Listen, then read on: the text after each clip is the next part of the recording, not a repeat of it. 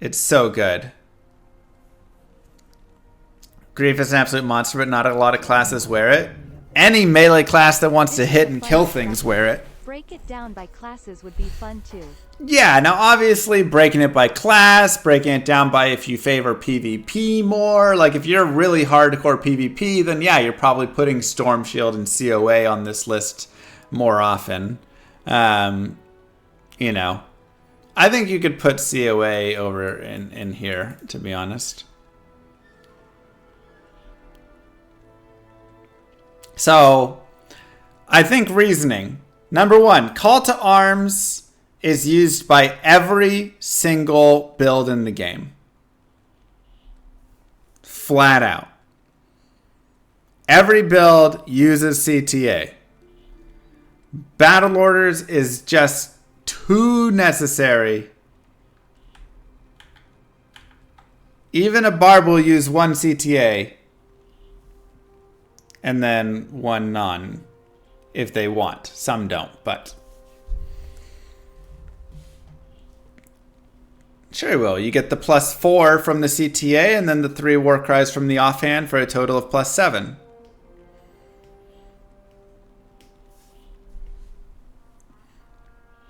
So it just, that's hard to say.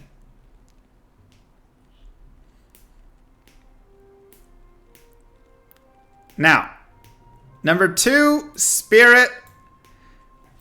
You could argue Spirit over Enigma. I think the top 3 you can argue in any way based on personal preference.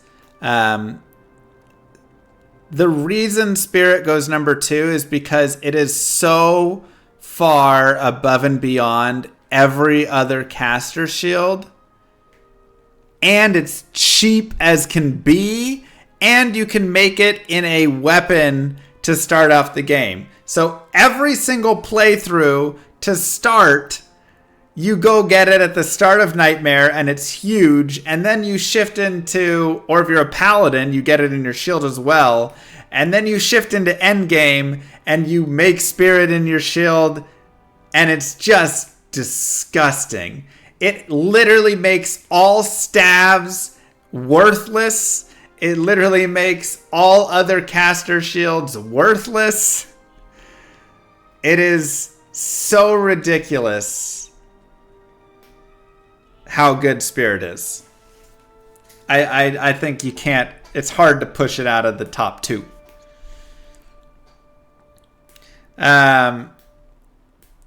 Enigma, need I say more? It's not just good. It's not just that it gives you teleport. It also gives you 2 to all skills, 45 fast run walk, strength based on character level. So 70 strength here on my level 94. Max life increase, physical damage reduction thanks to Jaw and Burr. 14 life per kill, 15% damage taken to mana, and then also 1 magic find per level. It's insane. You can remove 2 or 3 of the good stats on this and it's still top 3 item. Absolutely insane. The strength and magic find are ridiculous. Being able to get 70 strength and 100 magic find on top of teleporting things. Yeah. Just wild. So it at least goes in the 3 slot.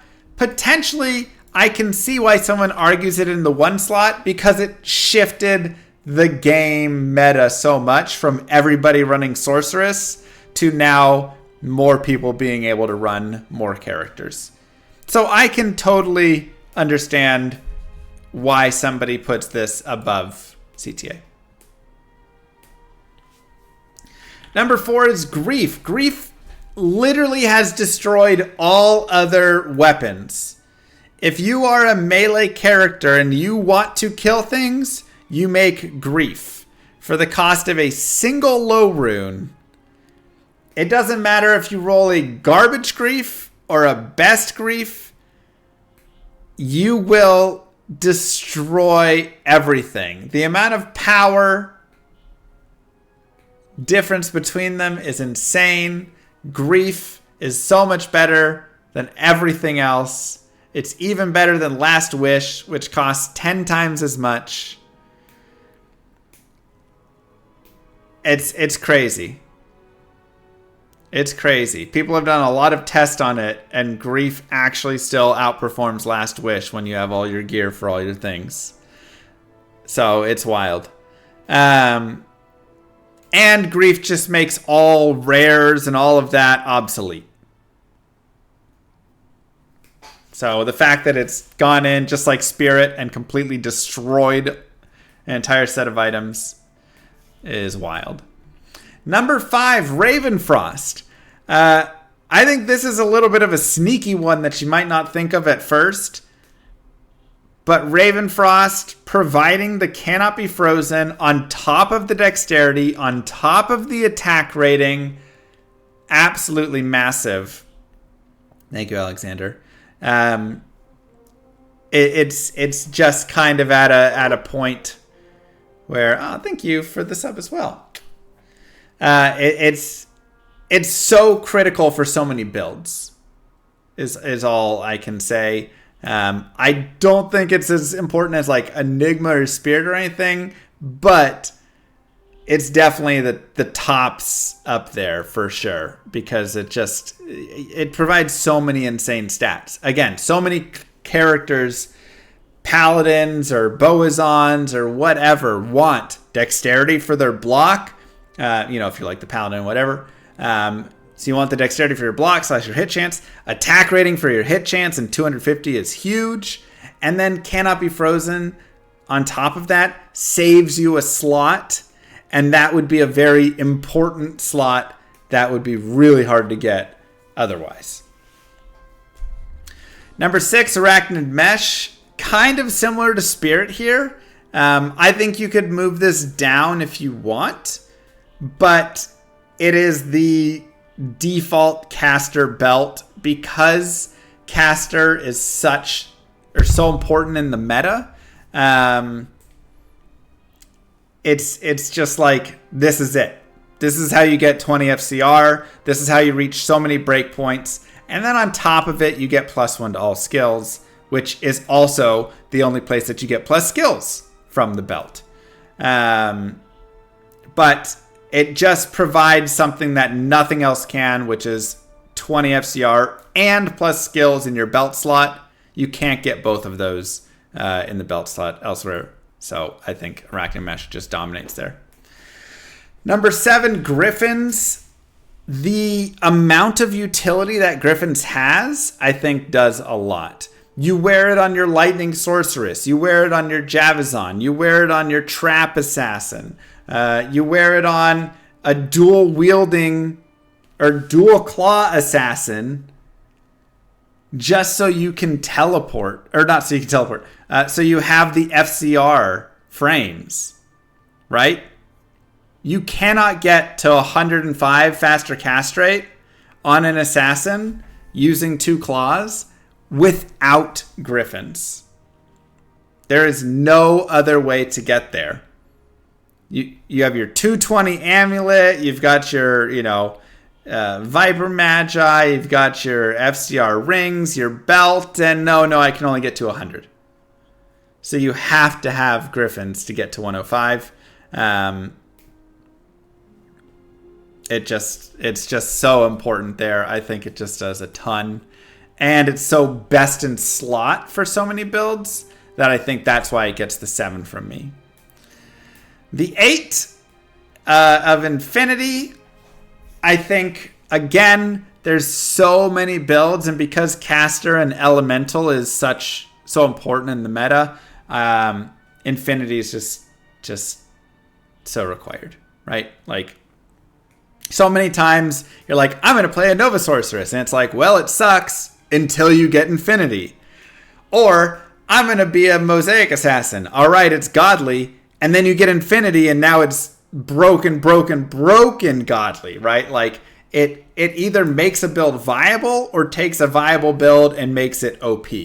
And the fact that it can do that with so many builds, I think, gives it a spot right here.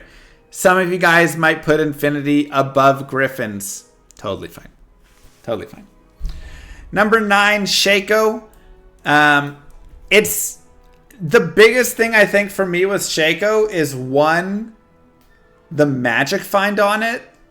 If it didn't have magic find, it would suffer a lot and probably not make the top 10. But because it has magic find, it now gains so much value because it's like, boom, instant, quick, easy, magic finding source, plus you also are getting the skills, you're getting the life and mana, right? It has the damage reduction. It's got a lot. And while it's not generally best in slot in tons and tons of builds, because you can always find some circlet or something that will be better, a lot of times finding that just takes so long. Shaco it's just so good along the way there. And it is best in slot in some cases. So.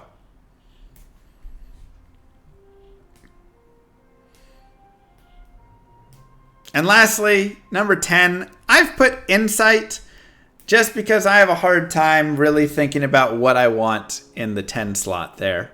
I think Insight does fit because there's just so many casters, again, but characters where they just use it. They use it on their mercenary and it's fabulous. And what I really love about it is Insight goes all the way back to the mid game when you get to Nightmare and you're farming for runes and trying to get your spirit and all of that. If you can make an Insight for your mercenary, it's a huge buff for your mercenary and a lot of times will give you the provided damage you need for your mercenary to survive. So, yeah, it's really, really solid. And that is my top 10 Diablo 2 items. This is uniques, rune words, and technically sets, though I don't think any set item goes on the top 10. Not including the charms, really, and not including, like, you know, rares and crafteds and that stuff. Then for 11 to 20, here is kind of a list. Again, I think you can even put COA over there if you want or something. But I think this encapsulates a lot of those items. Treachery, Fortitude, COH, Viper Magi. War Travs, I think, definitely could have been right around that bottom of the top 10. SOJ, getting the plus skills there. Hodo, again, pretty solid in the slot, but I don't think belongs in top 10. Andes, pretty clutch for all mercenaries. But I think you can replace it with other things, and it's not killing you. And then I think Facets really belong over here because Facets are just so good. They're so helpful. In so many of the places you're putting a facet. And Mara's I threw on there for chat. I don't know if for me it's a top 20 exactly, but it's probably close. Yeah. So that is my top 10/20-ish there. This is no order for the 11 to 20, of course. And also there's like, what about stealth? I mean, it's never like endgame, but yes, along the way, it's gorgeous. So, would love to hear your guys' thoughts down below in the comments. Don't forget to like and subscribe, YouTube. Peace.